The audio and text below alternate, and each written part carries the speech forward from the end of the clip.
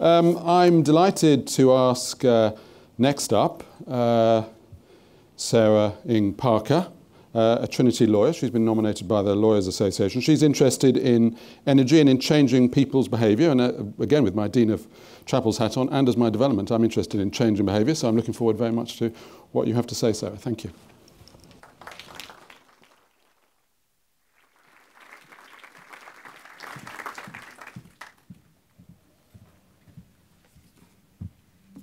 So I'm thrilled to be with you today, and I feel, though invited by the Trinity Law Association, I have two hats to wear. I started life as a natural scientist and then as a lawyer, and have gone back to my natural science roots, looking at the energy system in the UK at the Environmental Change Institute at the University of Oxford, the other place, I'm afraid.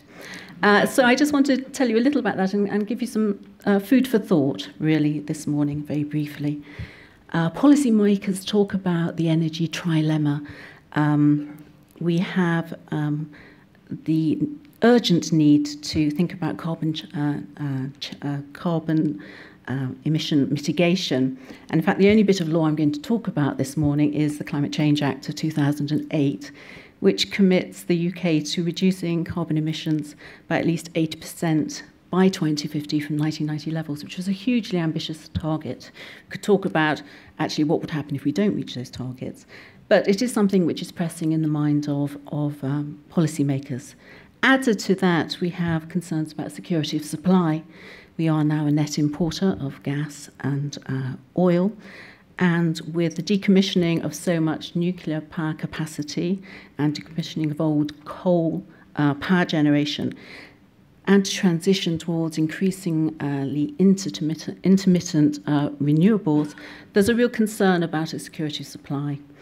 And also, as we move towards a more low-carbon energy system, the concerns about how we manage the demand-side management. So increasingly, there's an expectation that we as users will be alert to being asked by the grid to charge our electric cars at a certain time or not put our tumble dryers on at a certain time.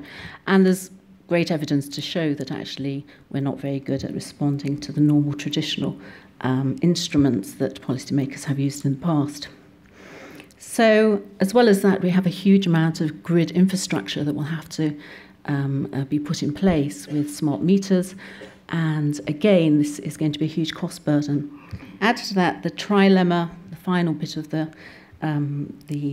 jigsaw, is affordability, and increasingly politicians talk a lot about the concern with increasing levels of fuel poverty and also a public that is mistrustful of the big six and also complaining about higher energy bills.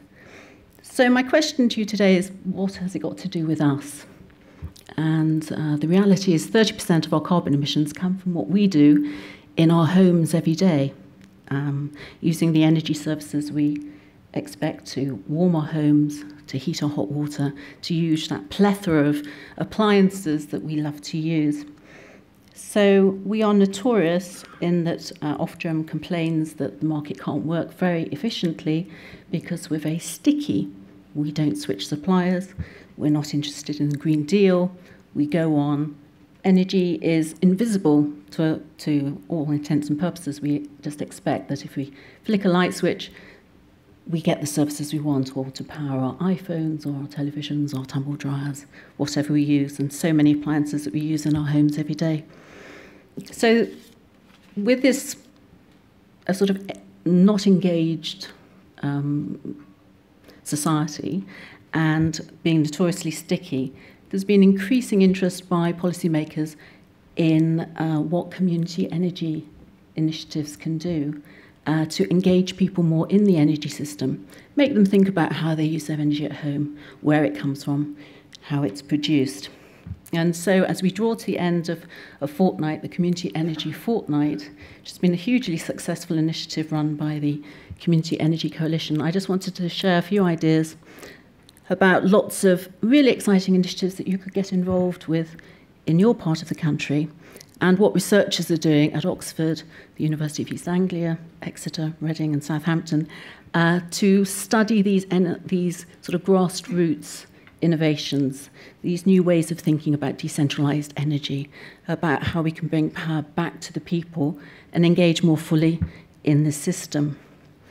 So if you're interested, do come and talk to me. There's lots of interesting resources and lots of exciting things happening, from hydro systems on Osney Lock in Oxford, to community-owned wind farms, to solar panels on schools, to community buildings, wanting to be more energy efficient, doing retrofit and getting the community involved, which we do find as researchers encourages people to think about what they might do in their own home. So also visiting open homes to get some ideas about how you might insulate your loft or do solid wall, cavity wall insulation, or all manner of sort of retrofit. So if you're interested in that, do ask me later.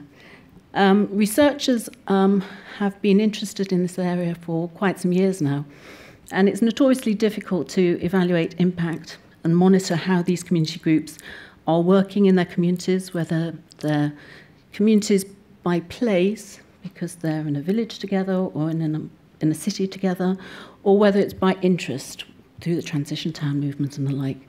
So there's lots of interesting research coming out about how we might help these groups to share information, how they grow, how they spread their ideas, and also looking at how they impact us in our houses.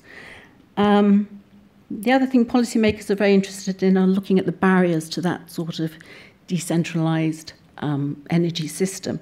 So it's great that actually there's so much interest. In fact, when I first started doing my research, there was very little interest in DEC, the Department of Energy and Climate Change. Now we've got 4 people in a team who are dedicated to looking at the financial barriers. So if you're interested in crowdfunding, maybe investing in a community share scheme. There's one from the Low Carbon Hub at present for £1.5 million pounds of investment in Oxfordshire. They've put lots of solar panels on schools recently. Do have a look and see what's happening in your part of the world. So I guess that was just a thought about how we might think about how we use energy, with the pressing need that there's a lot of fossil fuel that I think we have to keep in the ground. So with that, thank you very much.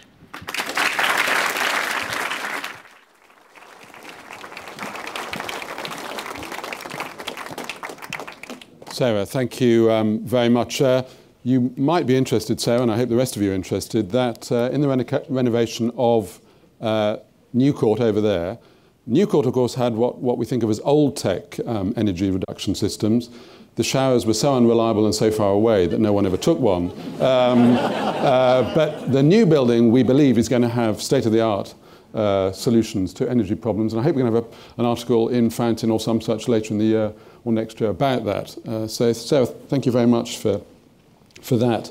Now, I have a bit of I'm going to share this with you. I mean, I won't go any further, just a few close friends I'll share this with. I have a bit of occasionally get mental blocks. And I have a bit of a mental block about, there's a college, I can never remember, it's down the river. They have a sort of flashy chapel, I think too flashy, and they have a choir, I believe, I'm told, and they sing Christmas time. I can't remember. Anyway,